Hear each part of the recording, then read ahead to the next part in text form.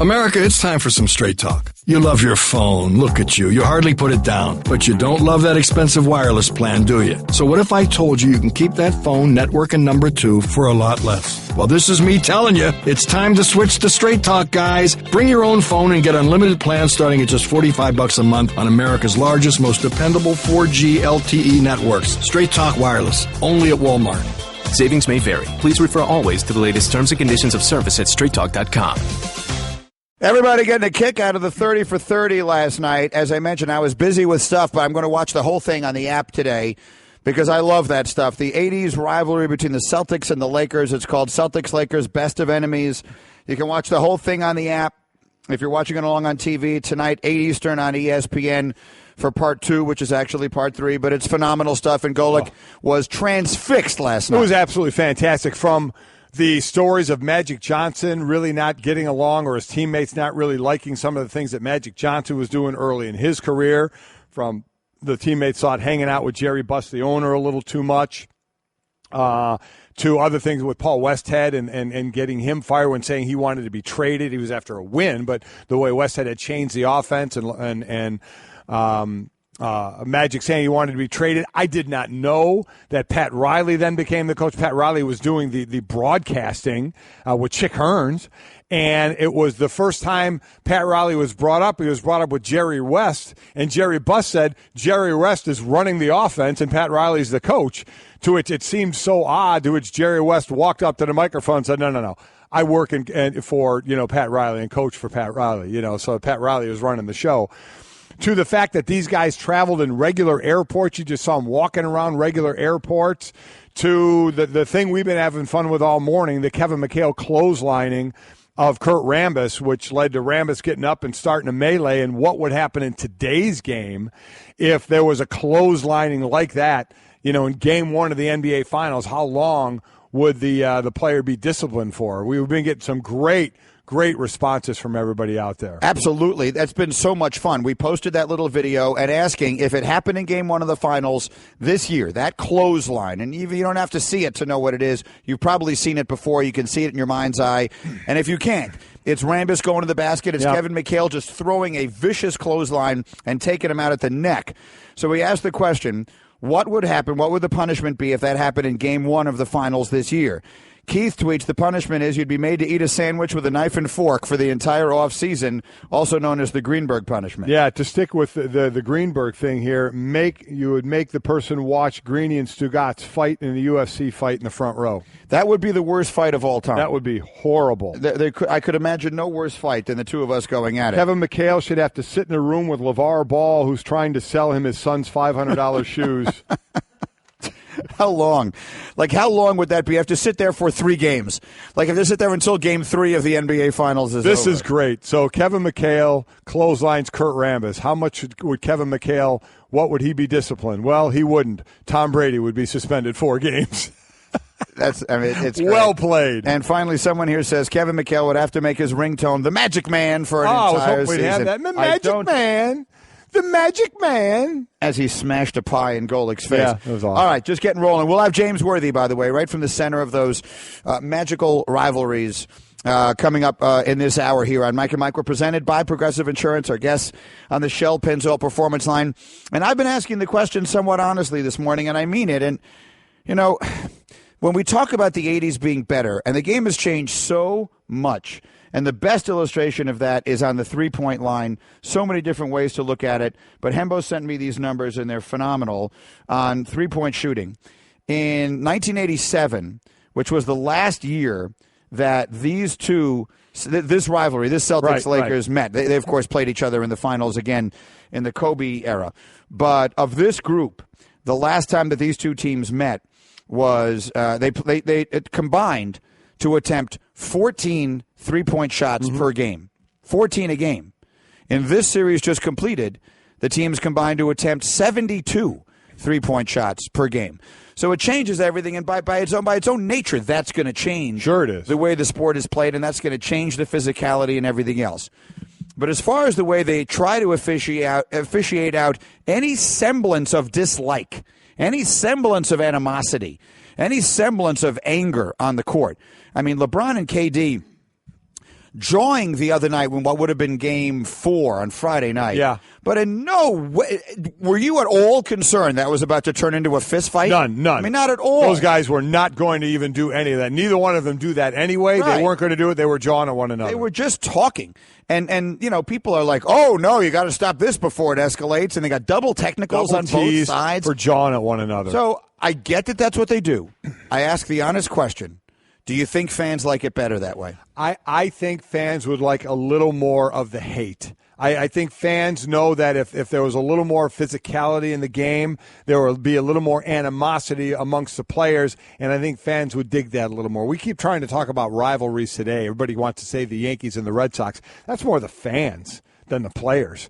So where's the players' rivalry out there outside of some of the great college basketball or football rivalries? Where is it in the pros? Well, you tell me. You played in the NFC East, which is a pretty significant tradition-laden division. When you played the Cowboys, a different week, right? We'd walk out there Wednesday and Thursday were the hard days, and it was Seth Joyner yelling, it's Cowboys week. We'd have our pads on, and we would have at it. It would all just be turned up a notch playing the Cowboys. It just was. There was just a whole lot of dislike there, and it started with the head coaches. Buddy Ryan and Jimmy Johnson did not like one another, and it was how can you not only beat this team, but beat this team up? That's what both teams were trying to do. So if you get a little bit of that, you get a little bit of animosity amongst players, you get a little bit of that stare down, that look down, that pushing, that knock to the floor, I'm not helping you up type of thing.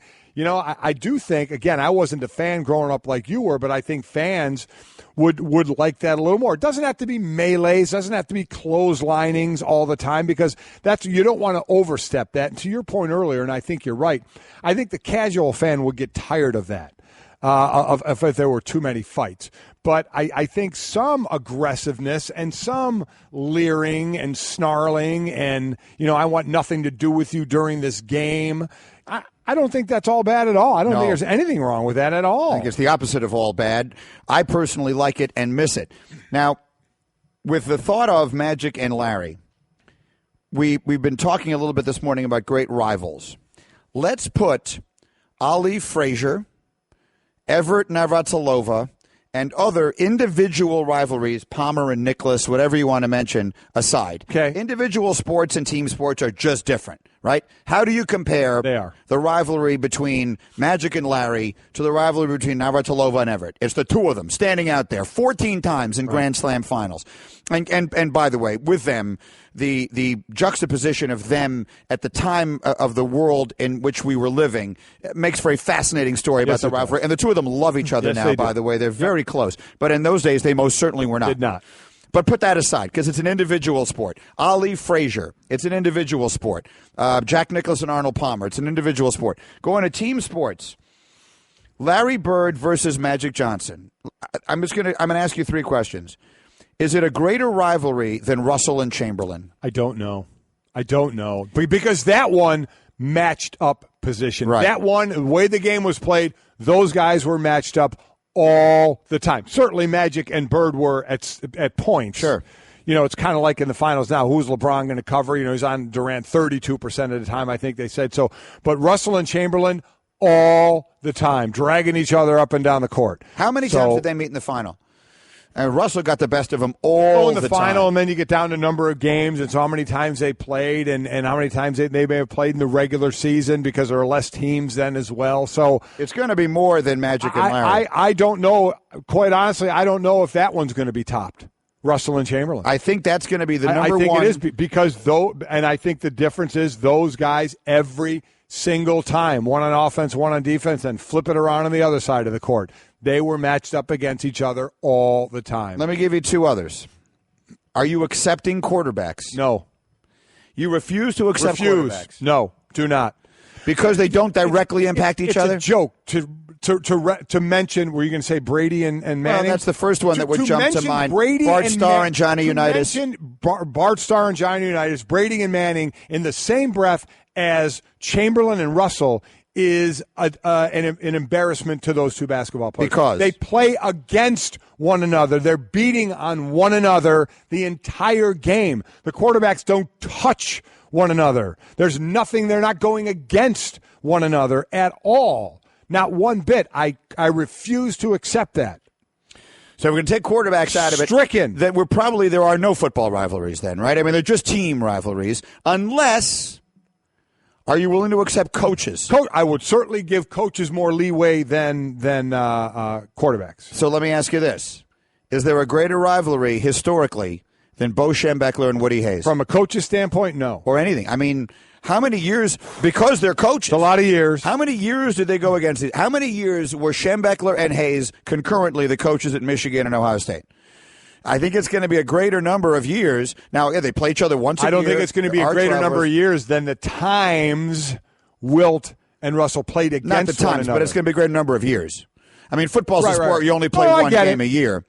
That, to me, is really good. It's not outdoing Wilt and Russell because of the constant interaction. All right, so I've got Hembo working hard on a bunch of things here. I need the number of times, not games, just how many years did Chamberlain and Russell meet in the finals? And then for how many years were Michigan and Ohio State, were those two coaches in place? One another, I know people talk about the 10-year war, but I think Hayes was there forever. Schembechler was his assistant. What year did Schembechler get to Michigan? Yeah, see, I don't know that. We got to get that. I while that's going to be up there, if we're going to count coaches in a rivalry, and I would, to me, it's not. So I guess to answer your question, it's not surpassing in my mind Russell and Chamberlain. Right now, you haven't beaten that. Do you have any more, or is that it? No, those are the ones that jump. If you're not accepting quarterbacks, then you have to throw all those out. No way. That's disrespect to the two basketball players. I can't think of a better coaching one. I can't either. I think that's the famous one, right? I mean, there have been a lot of legendary coaching matchups against each other. I mean, did Wooden have someone like that? No, he won 10. I mean, he always won. Who was John Wooden's rival? How about now? Who Krzyzewski and I mean, think of the guys who've been around forever. You know, go back to the Big East. Sure. I mean, but those guys love each other. I mean, Boeheim and John Thompson. Yeah. Boeheim and Jim Calhoun. Just trying to think of length. You don't have that kind of animosity. It just kind of doesn't feel the same. You know, like the preeminent coaches of today in college basketball, like Phil Jackson and Pat Riley, genuinely have had a rivalry for a really long time. Yeah, they have. But I can't put it in the same category with that. So here we go. Chamberlain, Russell. Hembo is working overtime today. Russell and Chamberlain played for the Eastern Conference title in 1960, 62, 65, 66, 67, and 68, and for the NBA championship in 64 and 69. Wow. Remember, Chamberlain was on the Philadelphia Warriors, so he would have been in the East. So those are series. So that's just the number of series, let alone we don't know the number of games. 1, 2, 3, 4, 5, 6, 7, 8. And it's 8 times, and it's basically consecutively missing just 1 year. Yeah. Right? It's just missing 61. 60, 62. No, it's not 63 either. So it's 60, 62, 64, 5, 6, 7, and 8. So it's and 9. So it's every single year they went head to head. Bird and Magic don't beat that. No, they don't. They don't beat that. Bird and Magic, for those following at home, they played each other in the NBA Finals 3 times. It went a combined total of 19 games, and then they played each other for the NCAA championship 1 time, and that makes 20 games for the title against each other, and then however many times they met in the regular season. I think I'm going to go Russell Chamberlain is the greatest rivalry in the history of American team sports, unless someone can give me one that we're not thinking we'd have of. to hear something better, because right now that's where I would go. And the tiebreaker or close breaker to me is the fact that they were the same position at a time when that was it. You went into that game and those two were matched up. All right, so Schembechler and Hayes were only at their respective schools at the same time for 10 years. I know Schembechler was Hayes' assistant, right? And then Hayes left after the incident with where he grabbed the player, punched the player on the field. Mm-hmm. So it was only 10 years. So it's called the 10-year war. It was a legendary matchup. Long time. A good amount of time. But Chamberlain and Russell is longer. It's longer. Chamberlain and Russell were in the league together longer. Games. Absolutely right. All right, fair enough. Yep. Mike and Mike presented by Progressive Insurance, creators of the Name Your Price tool. Choose from a range of coverage options and pick the price that works for you. You would actually think about counting quarterbacks. Oh, I would. I think Manning and Brady is one of the great rivalries in the history of the sport. They're the two quarterbacks of their respective teams. Right. Yes.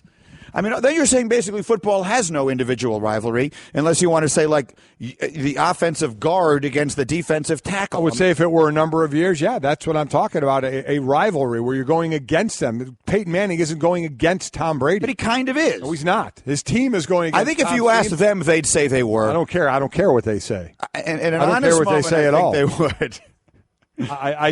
I think they won't acknowledge it publicly, but I think in an honest moment they'd say when they the would. Colts beat the Patriots, Tom is saying, or Peyton is saying, I beat Tom Brady today? Yeah, I do. If you don't think those guys count their record against each other, rivalry. I would they disagree can do whatever with they you. want. I'm not saying they're not doing it. So here's the point. They're not rivals. Someone else has to be the arbiter of this because you're discounting it. And there's no question in my mind they would count it. Okay. So we need someone independent to be the arbiter of this, and that person is going to be me.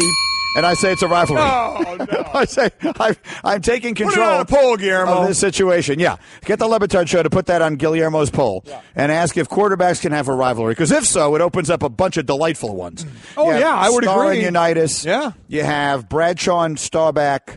You have certainly Brady and Manning. And I mean Elway and Marino. And plenty of others. I mean, kind of throw Jim Kelly into that mix with those two guys. We have now. If you do that, you've just completely watered down the topic to me. I will not agree that waters down the topic. I will, however, agree that Russell Chamberlain goes ahead of it because of the head-to-head nature of it. Okay, Mike and Mike, I need to get a hyperbaric chamber. I'm getting a lot of tweets on what it actually is. So earlier this morning, we showed you Michael Collins, who is the former caddy who now does a terrific job analyzing golf for us, showing you how the caddies who have this insanely long walk carrying the heavy bag in the heat at Erin Hills this week at the U.S. Open have like a hospitality tent where they have a hyperbaric chamber they can go into and do whatever it is one does in a hyperbaric chamber. You lay there. You just lay there to recuperate. And I thought to myself, I want a hyperbaric chamber. Now, I don't really know exactly what a hyperbaric chamber is. Kate tweets, by increasing atmospheric pressure, it increases oxygen saturation in blood, leading to quicker recovery. That's exactly what I told you. I said it isn't anything about what you said. You never used the word atmospheric pressure. I used the word recover quicker. Well, everyone knows that. I want to know how it does that. Who cares how it does it? Do you care? Do you want to know what's in a hot dog when you eat it? No, you definitely don't want that. But you know what you do? You eat it. Now, the Bickler told me that I could rent one or lease one. You absolutely can. I'm not doing that. I'm not getting in a hyperbaric chamber other people have been in. Oh, yeah, because they don't clean them. You're right. Then you can't get it clean enough. Just like if you move into a house that someone else has lived in, you got to change out the bathtub. I'm not bathing in your bathtub? Bathtub. You're changing out the bathtub. I'll stand in the shower. I'm not taking a bath. They have plenty of great cleaners nowadays. No, not good enough. They don't have good. The cleaner's not that good. A bathtub. You're going to lie there soaking in your own filth. Yes. And now you're going to say, okay, I've cleaned this. Now you go ahead, Greeny. Not only that, hop on in and be comfortable. I share the bathtub with my wife. Well, that's a whole other discussion, well, no, Mike. I mean, you share a lot of things with your wife. I don't mean that. I mean, she takes a bath and then I get in her bath water. We're not actually in it together, though. I've requested that a few times and been shot down. That's, I guess, her relaxing time. 2 minutes here, 30 minutes there. That's an interesting question of a married couple. Do you share a toothbrush? No. Would you? Sure. You would use her toothbrush after she used it. Yeah. Would she use yours? Don't know. Let's ask. I think she would. She's probably listening right now. She is. Count to 5, we'll get a text. Chris, would you use Mike's toothbrush after he used it? I guarantee you she would. I have been in your house when I've seen you drink from the milk carton. Oh, right out of the fridge, absolutely. That's what I mean. Yeah. And others in your house are fine with that. Others in my house do it. Everyone does it. Yes. You just take the milk, you drink the milk carton, you put it right back. Sure. Bickler is nodding his head. A, you're disgusting anyway. B, you're like a single guy living by yourself. What the heck difference does it make? Yeah, that's exactly right. It doesn't matter for you, Bickler. Lonely loser. So I'm not. Was that too far? It was a little. Bickler, a tad nasty. I still can't get over that you threw up after 5.5 beers in a competition. It was an unnecessary swipe at the Bickler. It was. Anyway. Is it wrong to share a bath? I mean, it's not wrong. I wouldn't do it. No. I would not do it. Okay. I don't know what price you'd have to put on it. Let's say the person was you. Let's say Golic is taking a nice hot bath. Right. You're relaxing in there. You got a couple of candles burning. Absolutely. You got some music playing. Yep. Then you get out. Got the bubbles working. You get bubbles working, both of your own making and otherwise. You get out and say, okay, Greeny, what would it take for you to step into that tub? What would you have to offer me? You would have to offer me like immortality. I would have to. You'd have to tell me I would live forever and healthily, right? I don't. But there's no amount of money, literally none. $1 billion. You could offer me $1 billion. You would do it for $1 billion. I would do it for an island. You would, if I could have my island to live on that was big enough to have a golf course, just some water, a good golf course. Is that a text? No, she has not texted in, so maybe she's driving. I don't know what's going on with that. Yeah, how about it? Anyway, I'm going to argue. I'm going to guess she would A, not get in your bathwater, and B, not use your toothbrush after you used it. Absolutely would do both. You're telling me your wife, Chris, you would get out of the tub and she would get in it? Yes. Without draining the tub, selling the tub, installing a new tub, and refilling it. I'm more sure about the toothbrush than sharing the bath. I don't even share food. I don't share. Believe me, I know. If you take a bite of a sandwich, I'm not interested in the sandwich. Oh, I know. I've taken food off your plate, knowing it was then mine. Remember the time? Yes. Remember the time we were at you're going to know the story. No, I'm not even. We were at the draft. We were at the NFL draft, and we were having dinner at the restaurant. It's a sushi restaurant in the hotel we used to stay in. Yeah. And I'm eating a steak, and Golic goes, "Oh, look, Greeny, it's John Clayton." And I look up. There's no John Clayton. And I look down, and you have forked. You have used your fork. You have taken my steak off my plate, and you're now eating it. I did, yeah. And you knew I wouldn't want it back. I offered it back to you. I didn't want it. Well, anymore. I didn't make you not want it. Should have offered me a bath. I wouldn't have been interested in that either. Guys don't really talk about antiperspirant. Despite that, 91% of Dove Men Plus Care users recommend it. Here's what they said. It blocks the, perspiration, I think is the fancy word. It's comfortable. It smells nice. My girl likes the smell. Well, it's hard. I think it's quite masculine. My underarms aren't the worst thing at the gym. It's kind of like the Hoover Dam from my armpits, I guess. Dove Men Plus Care Antiperspirant. Tough on sweat, not on skin. Hey everyone, Mike Golic here. Support for the Mike and Mike podcast comes from our friends at Rocket Mortgage by Quicken Loans. Chances are you're confident when it comes to your work, your hobbies, your life. Rocket Mortgage gives you that same level of confidence when it comes to buying a home or refinancing your existing home loan. Rocket Mortgage is simple, allowing you to fully understand all the details and be confident you're getting the right mortgage for you. To get started, go to rocketmortgage.com/Mikes. Equal housing lender, licensed in all 50 states, NMLS, consumeraccess.org number 3030. All right, we are Mike and Mike. Great fun we've had this morning on a variety of topics, but most of them have come back to rivalries and this legendary rivalry between the Celtics and the Lakers, which was never better than it was during the 1980s, and that is depicted in the 30 for 30 Best of Enemies, which continues tonight, 8 Eastern on ESPN. And you can see the whole thing on the ESPN app. And we've been showing the clip all morning long of the legendary McHale clothesline on Kurt Rambis. The man closest to it was James Worthy, who says now he regrets having kept Rambis from going in there and doing whatever he was going to do. I get what he was doing, though. Yeah, I mean, in the instant, you do what he did. Yeah. Here's James Worthy with us on the Shell Pennzoil Performance Line. It's been a long time. Good morning, James. How are you? Morning, gentlemen. How are you? Doing well. Before we even get to the clothesline itself, as you were trailing that or running down on that play, and kind of even Rambis said he knew he was going to get a hard foul, didn't know it was going to be a clothesline. What were your expectations of how that play was going to end? Did you know he was going to get drilled? Not the way he did. I actually, I believe, made the pass to Kurt Rambis. And I expected some kind of, physical foul or an attempt to disallow the layup. But Kurt was airborne, and I thought it was a cheap shot. And, it kind of set the tone for the rest of the series. You did. You made the pass, and then you were the one who sort of got in the way of Rambis, shoved him out of the way. Otherwise, he was going at McHale, and who knows how much more would have taken place. We've been asking the question this morning, James. You guys were living in a different world and basically playing a different game. If that exact play took place in Game 1 of this year's NBA Finals today, what would the discipline from the league be? Well, I think it would be extremely harsh. It would be more than what the penalties are now. I think that would be considered a few games, suspension with a heavy financial fine. I mean, when that happened with Kurt, I don't even think it was a technical foul. I think it was just, 2 free throws and, get going with it. It was my first playoff. I was really excited. So when the play happened, my peripheral vision, kind of saw a body, not quite like the Kermit Washington situation, but I just reacted. I thought it might have been a Celtic, and I pushed Kurt. And I really, really regret that, and because I know Kurt wanted to get at it.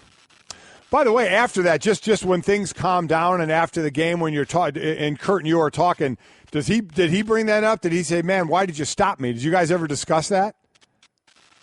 Not until several years later. I apologized. I said, man, if it's one thing I regret, 2 things during that series was, one errant pass and then not, getting in Kurt's way after that big play. We had Cedric Maxwell on earlier, said he hated the Lakers. I'll ask you the same thing. In your time there going up against the Celtics, did you grow to hate them? I really did.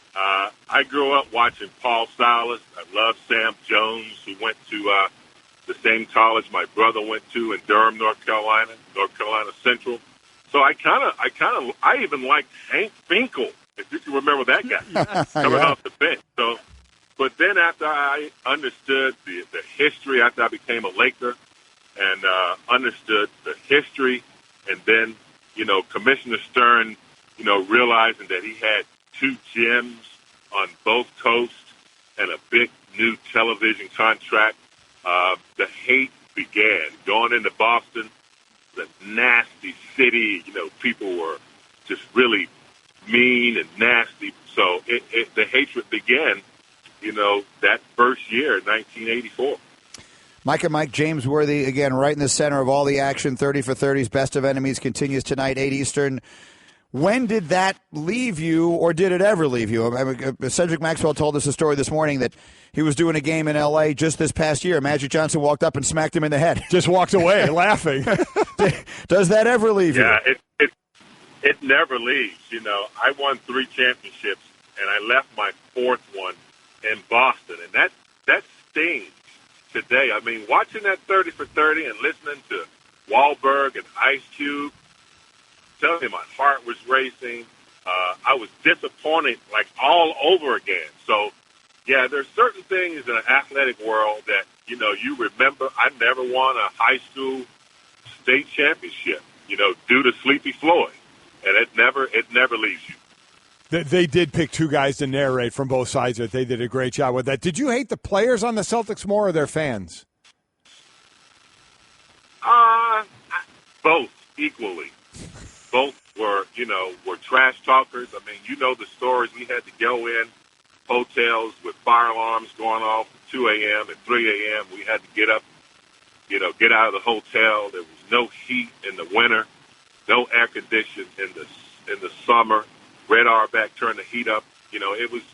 They were tough, man. But you know what? It was a love-hate affair. Much respect, mutual respect. Didn't really hate the players personally, but it was huge competition, man. It was the best. Mike and James Worthy, of course, you were a great player in that rivalry. Kareem was a great player in that rivalry. McHale and Parrish and so many others. But Magic and Larry will always, to some degree, feel like the center of it. What is your recollection of those 2 guys, their relationship, and their rivalry when it was actually going on? Well, I remember starting, in college when Magic defeated Indiana State, and Larry Bird was, supposed to be the savior for the Boston Celtics, who were, not playing as well in the late 70s. But I do remember their equal talents of enhancing people around them. Larry was a quiet leader. I mean, he talked a lot of trash, but Magic's personality was, outgoing. He was going to will things on and off the floor, groups that monitored one another. They always wanted to know what one another was doing, and so that became contagious to both teams and teammates. So it elevated our games, elevated the intensity and the awareness of what we were playing for. I mean, 6 times the Lakers lost. in the 60s. So we knew we were not only playing for ourselves, but we were playing for Elgin Baylor, Jerry West, Wilt Chamberlain, all those guys that, had that pain that, never relieved. We also, during the 30 for 30, it told about the social issues outside of basketball as well that was going on. When you were winning the championships, and basketball was certainly trying to grow at that point, we talked about how Army sponsored, indoor soccer. They chose that over the NBA and how the NBA was trying to get its traction.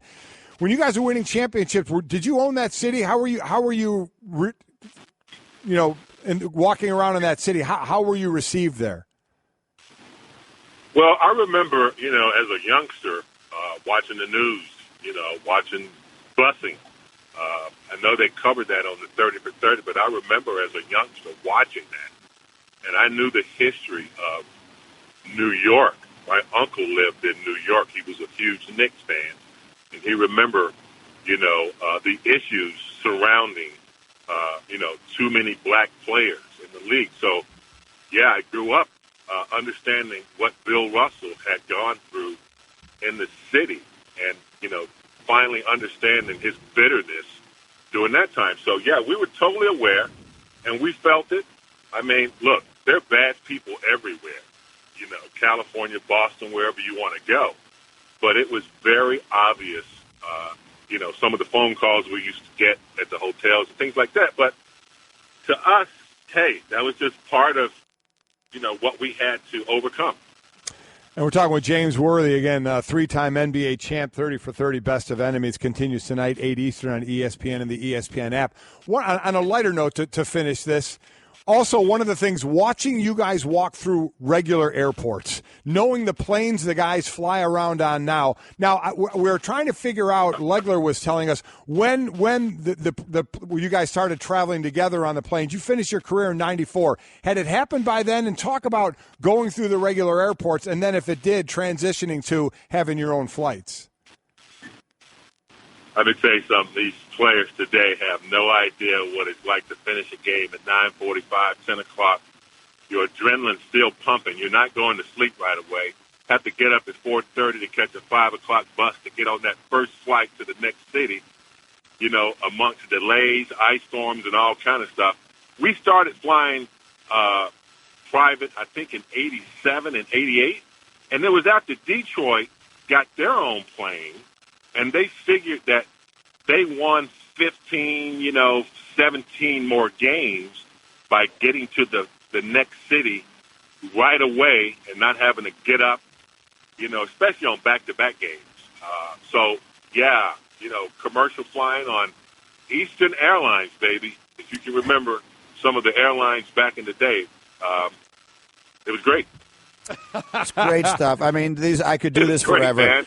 The 30 for 30 continues tonight, 8 Eastern on ESPN and the ESPN app. James Worthy right there in the middle of all of it. Such a huge part of those legendary Laker teams. It's always our pleasure, James. Thank you very much. Thanks, James. All right, guys. Take care. It's James Worthy. There's a million things I wanted to ask him about today's game, but I couldn't stop with that. No, that stuff's too much fun to relive. Back-to-backs, getting up the next day and flying in on game day. And again. And they played all 82 games. Played all the games. You're right. Don't get me started on this again. Listen, I have no argument against that now outside of, modern technology saying that you shouldn't. I have no idea. All these tests and studies, but these guys did it, and they played all the games. They were beating the hell out of each other on the court. Yeah. They were flying, they were connecting through Atlanta to get from one city to another. And you know what? And they had long careers. It's not like they played 5 years. Don't get me started. I know. And now, insurance-minded speeches from Geico. Hardship. My grandmother would go through it every month to pay her insurance bill. First, she would handwrite a paper check, in cursive. Then, using her own tongue, she would wet a stamp for an envelope. Today, however, we need not weary our hands and tongues. Today, we can pay our Geico bill with the Geico app. Away with hardship, in with bill pay on the Geico app. Thank you. Don't ask me how we got into this. But the conversation somehow took a turn. How did we even get into this? Oh, hyperbaric chambers. Hyperbaric chamber. You said you wouldn't lease one, and then you talked about how if you bought a house that somebody else lived in, you would have to change out the bathtub. Absolutely. And I said, not only would not do that, I share a bath with my wife, and you immediately took it to I mean, you can bathe with your wife, but that's not what you mean. I've tried, but usually that's her relaxing time, so I'm not invited. But she'll take a bath, and then I'll use the bath water.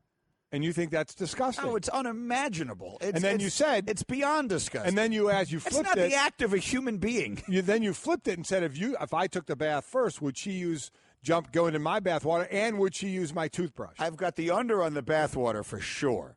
Let me hear. She said, yes, I would use both if I had to, not if there was another option. I'd have to do it with my eyes closed. Okay, now hold on a second. Under what circumstances would she have to? Yeah, exactly. That's not really a good answer. Like, is there some sort of threat otherwise? If how about this? If everybody in the house was showering or bathing, and all the hot water was getting used, and right at the end of me filling up the bathtub, the hot water was gone. And we were getting ready to go somewhere, and we didn't have time to wait for it to all heat up again. She'll take an ice cold shower 10 out of 10 times. No, then she said if there wasn't another option, and then if we went somewhere and she forgot a toothbrush and there was no one, didn't have to go traipsing down somewhere to get one. We had to get ready and get somewhere. She'd use my toothbrush. I would use Altoids. There's no way in the world I'm brushing my teeth with anybody else's toothbrush. Let me just say, if I knew she was using my toothbrush, I'd be brushing extra long in my mouth on that one. No, there you go, hon. I don't even understand that. Like, why? What that's I wouldn't rinse it. This is not the act. Let me explain. The toothbrush thing is one thing. Taking a bath in someone else's bathwater. Why? Let me just make this clear. Yeah. That is not the act of a human being. Why? It's just not. Saving water. That's like how you wash saving a dog. Water. You're not saving I don't really water. understand. You're just lying there. Your disgustingness is just now. It's now it's seeping. My disgustingness. Yes, it is. And so you're saying Chris takes a bath and she gets out and then I use the bath. I could see you wanting to do that because I wouldn't do it, but I could see there's no way she's getting. So you're saying after I scrub myself in the tub, you wouldn't get in? I wouldn't even. I wouldn't enter the room. Yeah. After you have taken a bath in the bathroom, literally, I would go pee outside on a tree before I would go in there and go 10-100. I'm telling you right now, that's not going to happen. I don't understand why she has to have to do it with my eyes closed. Well, for every reason, because it's grotesque. Get enough of that in our life. It's grotesque, and your eyes would be the least of your problems at that point. I don't. Well, unless she's watching me get out of the bathtub. I'm trying to picture when she said, Chris, text again. Read me the part about no other option. I would use both if I had to, but not if there was another option. But under what circumstances? What does she mean by another option with the bath? With the bath, I could say the toothbrush. I will never be able to clean myself in any other way again. That's the only way I can picture this being okay. Because there's no other. I would rather get like some damp rags. I just gave you an option. We for some reason, it was the end of the hot water when I finished filling up the bathroom. No good. I'm wiping myself down with wet wipes. You're going out to a nice place. I'll still wet myself down with wet wipes. We had a night, true story, not long ago. We had an event at school, at my kid's school, that was an evening event to which I was wearing a tie. And I worked out, on my treadmill, my elliptical, like I do, 33 minutes. So I'm totally sweated up. Yeah. That all of a sudden there is like a water main break in my neighborhood, and there's no water. And I didn't have time to do anything else. So I got a bunch of those wipes, and I just wiped myself down as best I could, and I put on a suit, and I went to the dinner. What time of the year was this? It was this year. I think it was January. Oh, so I was going to say the pool wasn't open. No, I would have jumped in the pool for sure. Yeah. No, it was January. So do you take baths? Very rarely. Maybe once every 10 years. Once every 10? Yeah. So you've taken 4 baths in your life. You're 40-some years old. Seriously? When I was a kid. What we've gotten? I bet you got bathed more than once every 10 years when you were a kid. I would say I've been bathed more often than I have taken baths. Okay. and especially recently. Like I'm only bathed every now and again now. That's actually kind of funny. You would, if you had the opportunity. Now I don't even want to go there. I'm not going to go there. Has she texted back yet? Yeah, she said. What is the circumstance? She said, I've cleaned the tub after he's been in there. You know what I'm talking about. Oh, yeah. No, you got to clean the tub. You got to sell the tub. Yeah. You got to have someone come in, remove the tub. She said, I know what he's all about, having to clean the tub after he's been in I'm telling you right now, you're throwing the baby out with the bathwater, and you're not getting in it. We'll see you tomorrow. Mike and Mike.